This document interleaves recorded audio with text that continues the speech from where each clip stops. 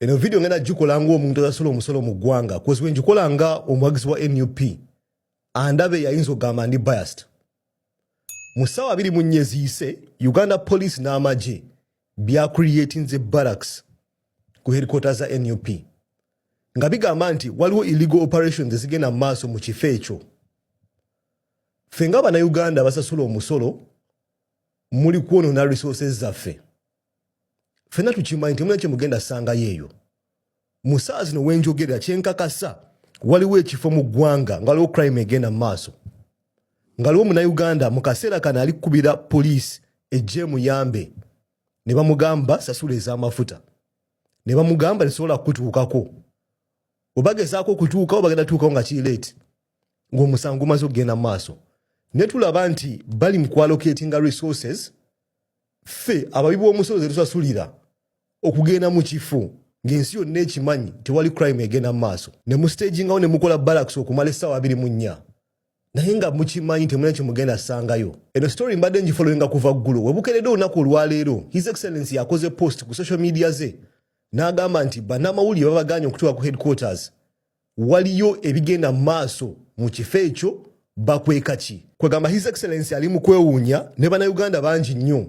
Ki kye mukola mu kifo ekyo to a point that temukkiriza munnamawulire kutuukawo. Because normally gwe tuba ne crime scene alisi mukkiriza bannamawulire ne babeera mu vicinity oba kumpi awo.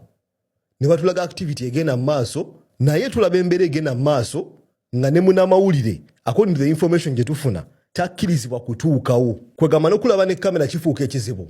Information yongere n'efuluma nga bagamba nti banneighbor mu Kavule balabi ba foreigner nga beefaananizaako abantu abava mu East Asia nga balina ebintu bye bakola ku headquarters za NUP. His Excellency n'abuuza bali mu kuplantinga ki mu offices zaffe. Ebiseera ebisinga ntera okukola video ne ngamba nti Uganda Police eri effective ekola. Webe yagala okukola omulimu egukola.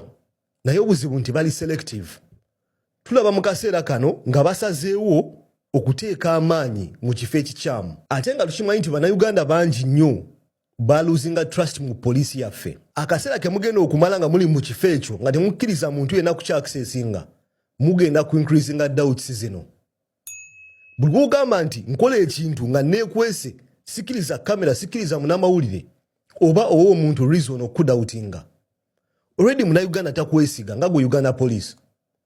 Bakulinako ekifaananyi kikyafu balowooza oli against them. Ate mu kaseera ke kamu olumya ekitebe kya opposition party esinga mu ggwanga ate oganya abantu okukyakisesinga.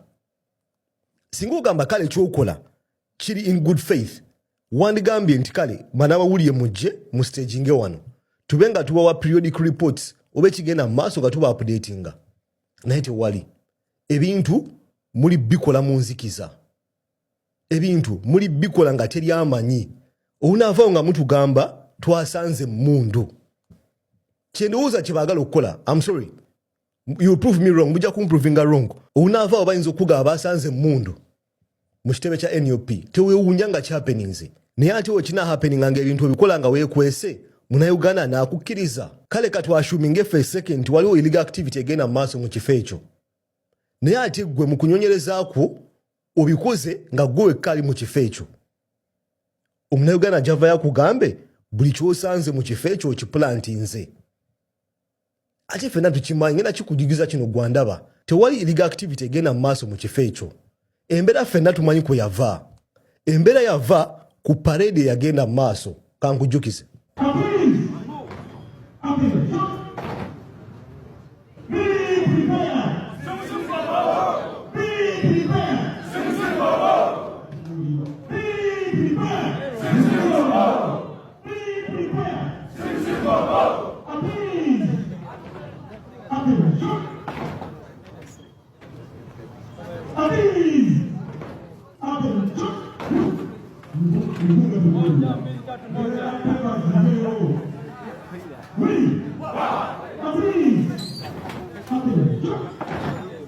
Kyemanyi gwandaba eyo video wagiraba ddako eruddewo obuzibu bwavaawo.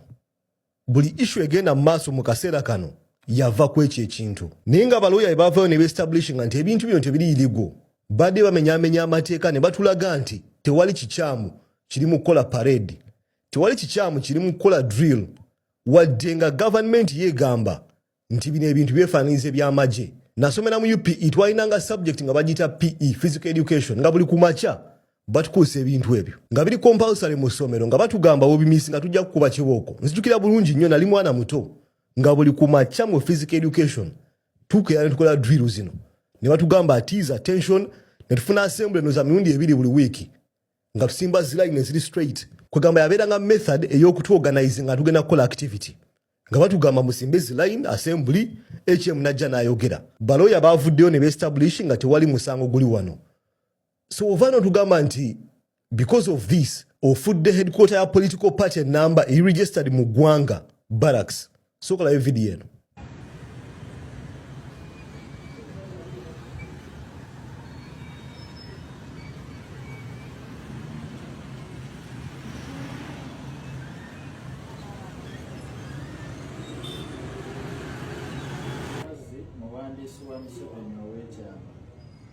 Kugamba olaba ne videos ezifuluma abantu bekweka bwekwesi kituwa ekifaananyi nti ne kamera ku ground okugikwata musango.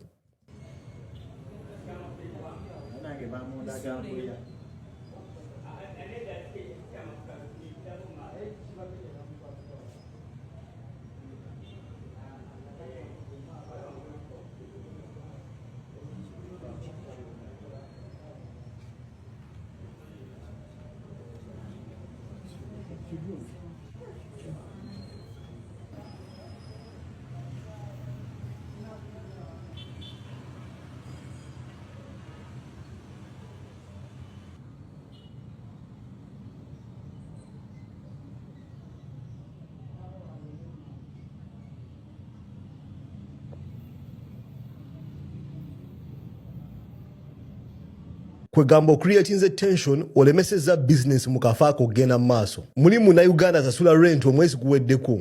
Already nnaku zino takola. Lwambera gy'otadde mu kifo ekyo.